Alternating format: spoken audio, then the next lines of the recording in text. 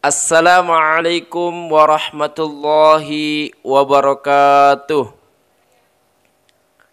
Alhamdulillah wa nusalli wa nusallimu ala Sayyidina Muhammadin wa ala alihi wa sahbihi wa mawalah, amma ba'd. Hadirin hadirat penonton channel PP Hidayatul Muta'allimin dimanapun berada, dan anak-anak perguruan, semoga kita selalu dalam lindungan Allah dan dalam kondisi sehat walafiat. Amin amin ya rabbal alamin. Baik, kali ini sambil menunggu datangnya waktu buka puasa, insyaallah Al-Fakir akan membahas kenapa puasa di bulan suci Ramadan itu diwajibkan. Puasa di bulan suci Ramadan itu diwajibkan karena Allah begitu sayang kepada kita. Kenapa? Karena Allah sudah perintahkan kita berpuasa sunnah, dijanjikan pahala pun kita ogah berpuasa. Bahkan puasa sunnah itu variannya banyak sekali. Ma yatakarraru bitakarruri as-sinin.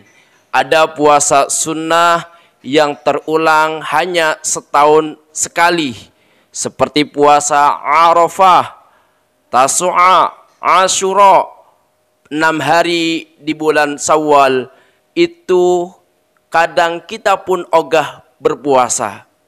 Bahkan ada varian yang berikutnya, ma yatakarraru bitakarruri asyuhur, yaitu puasa yang berulang dalam sebulan sekali, seperti puasa Ayyamul Bid, yaitu tanggal 13, 14, 15 di setiap bulan Hijriyah. Kita pun kadang ogah berpuasa. Bahkan varian yang berikutnya, ma yatakarraru bitakarruri al-asabi', puasa yang berulang, yaitu setiap minggu sekali, seperti puasa Senin dan Kamis pun kadang kita ogah berpuasa. Varian yang terakhir yaitu wa afdalu siyamin nafil, seafdol-afdolnya puasa sunnah pun kadang kita ogah. Apa itu seafdol-afdolnya puasa sunnah?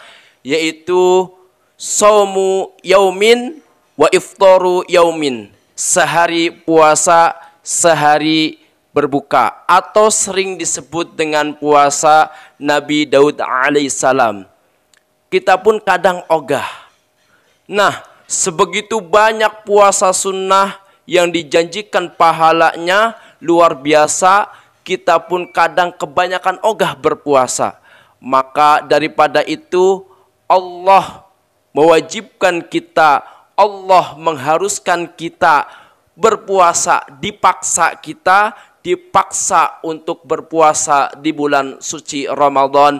Artinya kita dipaksa untuk masuk surga. Begitu sayangnya Allah kepada kita. Kemudian ada yang bertanya, kenapa Allah tidak memasukkan saja kita langsung ke surga? Apa untungnya bagi Allah memerintahkan hambanya berpuasa? Jawabannya, tidak ada untungnya bagi Allah.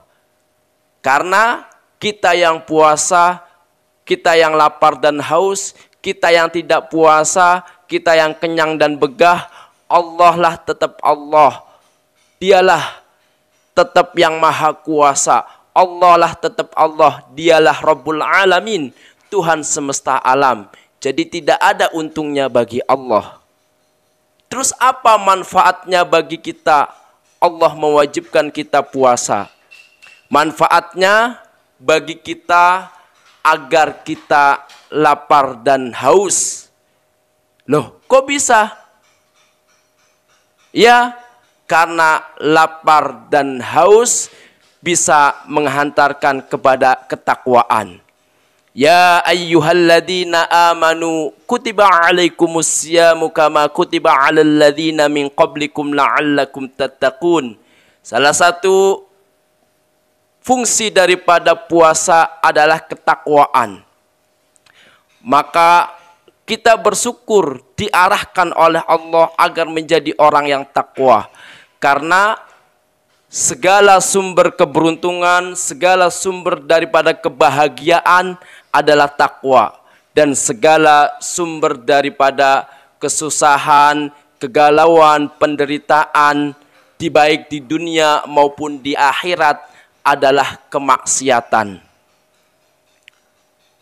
Apa hubungannya lapar dengan haus?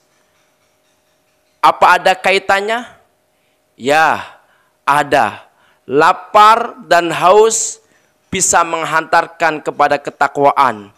Lapar dan haus bisa menjauhkan kita kepada kemaksiatan. Karena sumber daripada kemaksiatan itu hanya ada dua. Yang pertama adalah syahwat. Syahwat tempatnya di perut dan di bawah perut atau farjin. Kemudian yang kedua setan. Setan tempatnya di aliran darah. Maka untuk mengendalikan syahwat dan setan hanyalah dengan lapar dan haus. Sebagaimana dikatakan dalam sabda Nabi Muhammad sallallahu alaihi wasallam, "Inna syaitana yajri min ibni Adam majrad dam fadayyiqu majariyahu bil ju'." Dalam hadis Nabi dikatakan sesungguhnya syaitan berjalan menyusup kepada Bani Adam, keturunan anak cucu Adam melalui aliran darah. Fadayyiqu, maka persempitlah pergerakan setan itu, majariyahu bil ju', yaitu dengan lapar, artinya dengan puasa. Nah, dari sinilah puasa ini bisa mengendalikan yang namanya syahwat dan setan. Ibadah puasa adalah termasuk salah satu ibadah dalam rukun Islam. Dan ibadah puasa juga termasuk ibadah yang paling ikhlas atau disebut ibadah sirriyah, yang dimana yang tahu hanya kita dengan Allah. Bahkan dalam hadis Nabi dikatakan,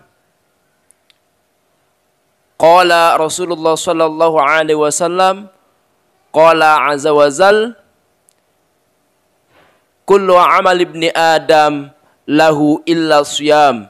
Sesungguhnya semua perbuatan anak Adam itu ada balasannya kecuali puasa. Fa innahu li, kata Allah, karena sesungguhnya puasa itu adalah untukku, wa ana ajzibih, maka akulah akan yang membalas puasa itu. Jadi puasa itu ibadah yang pahalanya nanti dibalas oleh Allah secara langsung. Bahkan dalam hadis lain, orang-orang yang ahli puasa, orang-orang yang suka berpuasa akan masuk ke surga dalam pintu yang khusus. Hanya golongan orang-orang yang ahli puasa saja yang masuk ke dalamnya. Dikatakan dalam hadis Nabi sallallahu alaihi wasallam, qala azza wa jal, inna fil jannati baban yuqalu lahu ar-rayyan. Sesungguhnya di surga itu ada sebuah pintu yang disebut dengan ar-rayyan. Yadkhulu minhu as-shaimuna yaumal qiyamah. Dan yang boleh masuk ke pintu itu ketika hari kiamat, yaitu bagi orang-orang yang ahli puasa saja. La yadkhulu ma'ahum, tidak ada yang masuk bersamanya. Ahadun ghairuhum, selain daripada golongan orang-orang yang rajin puasa atau suka berpuasa. Yuqalu aina as-shaimun. Kemudian dikatakan, wahai di mana para orang-orang yang ahli puasa? Fayadkhulu minhu, kemudian orang-orang yang ahli puasa itu masuk ke dalam pintu Ar-Rayyan. Fa idza dakhala akhiruhum, dan apabila sudah masuk semuanya sampai terakhir orang-orang yang ahli puasa masuk, ughliqa falam yadkhul minhu ahadun, kemudian pintu tersebut tertutup dan tidak ada yang bisa masuk kecuali golongan orang-orang yang ahli puasa. Ini adalah keistimewaan terkhusus bagi orang yang ahli puasa. Maka daripada itu, kesempatan bulan suci Ramadan yang diwajibkan di dalamnya untuk berpuasa, maka mari kita berpuasa. Kita di berpuasa ini mudah-mudahan termasuk orang yang masuk pintu ke dalam surga melalui pintu Ar-Rayyan. Maka daripada itu jangan disia-siakan. Demikian manfaat, mudah-mudahan kurang lebihnya akhiru kalam. Assalamualaikum warahmatullahi wabarakatuh.